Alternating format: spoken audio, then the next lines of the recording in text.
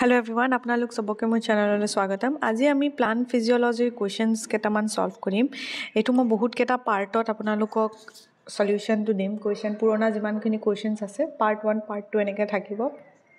The reason is कि মই part অনা এটো হয় कि মই খালি টপিকটো এক্সপ্লেইন আনসাৰটো খালি সলভ নকৰো। মই আপোনাক যদি দৰকাৰ হয় তেতিয়া আপোনাক অলপ টপিকটো অকমান ইন্ট্ৰোডাকশনো দিও যাতে আপোনালোকক ৰিকল হৈ যায় कि এটো টপিক আছিলে তো ইয়াৰ পৰা এটো আনসাৰ হ'ব। ঠিক আছে, কাৰণে অকমান টাইম লাগি যায়। তো আজি আহক এটো প্লান্ট ফিজিওলজিৰ কোৱেশ্চন কৰো। এটো আকৌ এটা ইম্পৰ্টেন্ট ইউনিট হৈ যায় যেতিয়া আমি স্লেটৰ কাৰণে প্ৰিপেয়াৰ কৰো। সবতকে প্ৰথমত আমি যেতিয়া চাও এটো কোৱেশ্চন সলভ কৰিবলে, এটো কোৱেশ্চন 2018 ৰ হয়। ঠিক আছে, ইয়াত এটো কোৱেশ্চনটো বহুতে সিম্পল হয়, আপোনালোকে পাৰিব আনসাৰ কৰিবলৈ, কিন্তু ইয়াত অকমান কনফিউজিং এটো হ'ব পাৰে কি ইয়াত পটাছিয়াম আৰু ক্যালসিয়াম দুটা দিয়া গৈছে।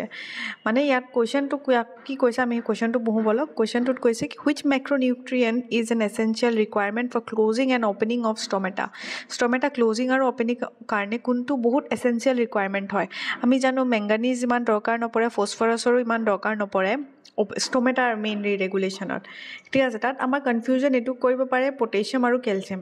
যাৰ ক্লিয়াৰ আছে হি জনে ইমান মানে ইন ডেপথত ষ্টাডি কৰা নাই তাহাঁতি গম পায় কি পটাছিয়াম ইয়াৰ আনসাৰ ডাইৰেক্ট আনসাৰ হ'ব পটাছিয়াম। বাট কিছুমানৰ এটো ডাউট থাকি যাব পাৰে কি ক্যালসিয়ামও ইয়াত হয়।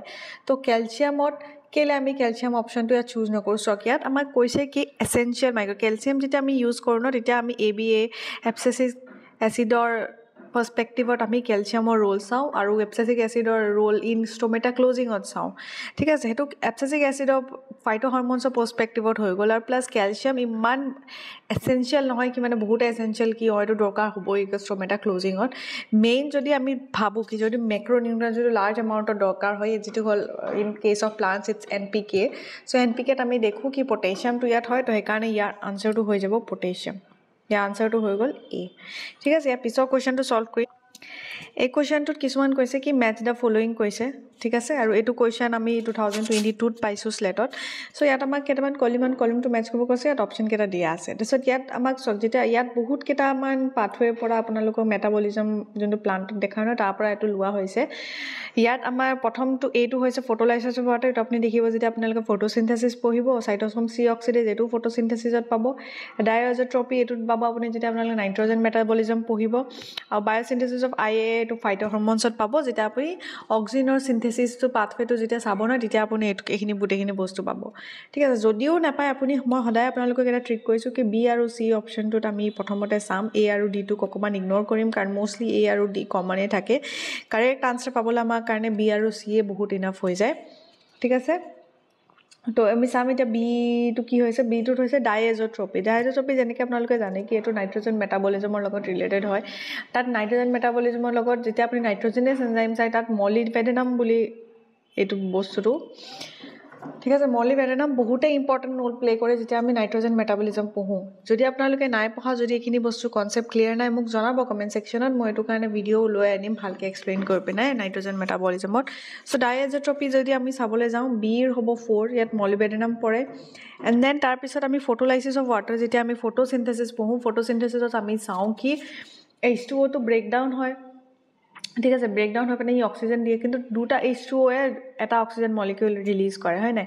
সো যেতিয়া আমি এইখিনি প্ৰসেসটো চাওঁ এটো আমাক কয় photolysis of water. Photolysis of water কেলে জৰুৰী হয় কাৰণ তাৰ পৰা আমাৰ ইলেক্ট্ৰনছ আমি যোনকিটা ৰিলিজ হয় ইলেক্ট্ৰনছটো P6800 not 800 P683 তাত গৈ পিনে হি একসেপ্ট কৰে এণ্ড দেন ইলেক্ট্ৰন ৰিলিজ কৰে, এক্সাইটেড ষ্টেটত গুচি যায়। তো তাৰ কাৰণে আমাক ইলেক্ট্ৰনটো দৰকাৰ হয়, ইলেক্ট্ৰনটো প্ৰভাইড কৰে আমাৰ H2O। ঠিক আছে, তাৰ পৰা আমি অক্সিজেনো পাওঁ। ইয়াত এইটো কৈছে কি ফটোলাইসিস অফ ওয়াটাৰ যেতিয়া আমি এটা চাওঁ এইটো প্ৰসেস, এইটো এটা কি হয় এটা সাইকেল হেৰি হয় মানে এটা হোল সাইকেল হয় কি কেনেকে ওয়াটাৰ যেনেকে চাৰিটা যেতিয়া আমি ওয়াটাৰ ৰিলিজ কৰিলো। ঠিক আছে, তাৰপিছত প্ৰথমতে আমিতো দেখিছো কি তাত 4 হাইড্ৰোজেন হেৰি হৈছে, কিন্তু উইথ প্ৰসেস যেতিয়া আমি চাওঁ সাইকেলটোত আমি গোটেই ফটোসিনথেসিস যেতিয়া আমি চাওঁ ন তাত আমি দেখো কি খালি 1 ইলেক্ট্ৰন হে পাস হয়, মানে আগে 1 ইলেক্ট্ৰন হে যায়। কেলে যায় হেতু আমাক কোৱা গৈছে।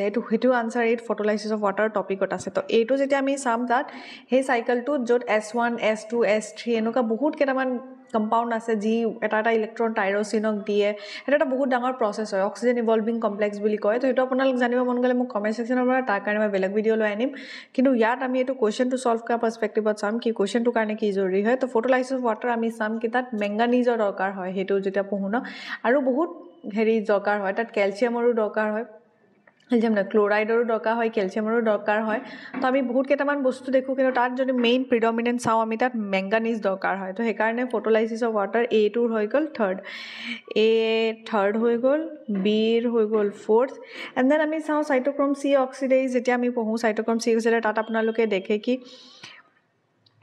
B6F দেখে ন চাইট'ক্ৰম B6F দেখে তাত আপোনালোকে বহুত কেইটামান মেটেল আয়ন তাত ইনভলভ থাকে য'ত আমি দেখোঁ তাত ৰিস্কি কমপ্লেক্সো থাকে আইৰণ ৰিস্কি কমপ্লেক্স থাকে বহুত কেইটামান কমপ্লেক্স থাকে তো তাৰ ভিতৰত আমি যদি চাওঁ কপাৰ CuA পাওঁ আমি তাত ঠিক আছে তো সেইকাৰণে চি অপশ্যনটোৰ হ'ব 2 চিৰ অপশ্যনটো হ'ব 2 তো এইকেইটা চাই লওঁ আমি অপশ্যনকেইটাত কি কৈছে A3B4C2 A3B4C2 এইটো ঠিক আছে হৈ গ'ল এই অপশ্যনটোত আমি কাৰেক্ট হৈ গ'ল এতিয়া D2 ফৰ এক্সাম্পল মই D2 নাজানো মই ফাইটৰ সময়ত পঢ়া নাই তথাপি আপোনালোকে D2লৈ যাব পাৰে কাৰণ B এণ্ড C2ৱে আমাক ইনাফ কৈ দিয়ে কি D আৰু এৰ আনচাৰ অপশ্যনটো কি হ'ব তথাপি আমি চাম কি D অপশ্যনটোত কি কৈছে biosynthesis of IAA indole acetic acid যোনটো অক্সিজেনৰ কাৰণে প্ৰিকৰ্চৰ মলিকুলৰ হিচাপে কনচিডাৰ কৰা হয় অক্সিজেন বায়'চিন্থেচিছত তো সেইটো আমি যেতিয়া পঢ়োঁ ন তাত আমি দেখোঁ কি জিংকে বহুত বেছি ইম্পৰ্টেণ্ট ৰোল প্লে কৰে অক্সিজেনৰ বায়'চিন্থেচিছত তো সেইকাৰণে কি হৈ যাব ডিৰ অপশ্যনটো 1 হৈ যাব D1 ঠিক আছে এনেকৈ আমি ইয়াৰ অপশ্যনটো আনচাৰ কি পালোঁ এ হৈ গ'ল এইটো 2022ৰ কুৱেশ্যন হয় আপুনি কুৱেশ্যন পেপাৰত চাব পাৰে দেন এনেকৈ আমি কুৱেশ্যন কৰিলোঁ ইয়াত প্লান্টৰ মই আৰু 2-3টামান পাৰ্ট উলিয়াম যাত এজ এ হোল পুৰণা যিমানো 5 বছৰৰ কুৱেশ্যন আছে গোটেইখিনি আমি ছল্ভ কৰিম আৰু বাকী বায়'কেমিষ্ট্ৰি আৰু কুৱেশ্যন বাকী আছে মলিকুলাৰ বায়'লজিৰো বাকী আছে মই পোৱা নাই মই ভিডিঅ'কেইটা বনাবলৈ কিন্তু আপোনালোকে কণ্টিনিউ কৰি থাকিব চেনেলটো ছাবস্ক্ৰাইব কৰিব নাপাহৰিব যাতে আপোনালোকে আপডেট পাই থাকে কেতিয়া মই সলিউশ্যন আপলোড কৰোঁ এণ্ড দেন আপোনালোকে হেল্প হয় আপোনালোকক যে আমি জানো কি আপোনালোকে পাৰে এইখিনি কুৱেশ্যনছ কিন্তু তথাপিও কিছুমানৰ যদি ডাউট থাকে কাৰোবাক যদি অলপ হেল্পৰ দৰকাৰ হয় সেইখিনি আমি পুষ্ট কৰিবলৈ বাছ এই ভিডিঅ'টো বনাইছোঁ ভিডিঅ'টো ভাল লাগিলে যদি লাইক কৰিব চেনেলটো ছাবস্ক্ৰাইব নাই কৰাৰ কাৰণে যদি নাই কৰা তেন্তে প্লিজ চেনেলটো ছাবস্ক্ৰাইব কৰি দিব আৰু আজিলৈ ইমানেই কিবা যদি জানিব বিচাৰিছে মোক কমেণ্ট ছেকশ্যনত নিশ্চয় জনাব thank you so' much for ৱাচিং guys have a nice day